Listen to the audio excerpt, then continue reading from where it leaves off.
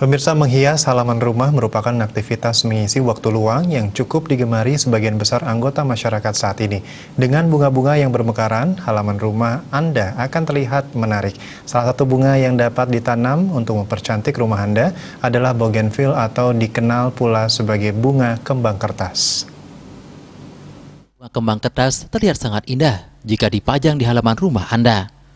Warnanya yang beragam membuat bunga yang satu ini kian diminati oleh masyarakat. Adapun warna dari bunga kembang kertas ini diantaranya ungu, putih, merah, dan oranye.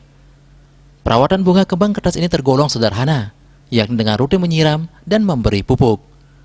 Kembang kertas ini bisa dipajang di dalam pot atau ditanam di halaman rumah. Bunganya yang rimbun membuat tampilannya kian menarik.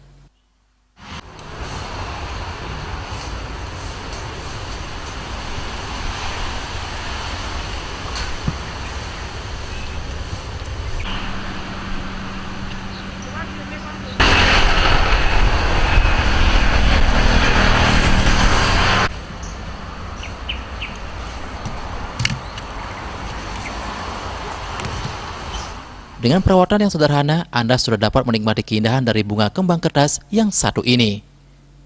Desak Aryani, Bali TV.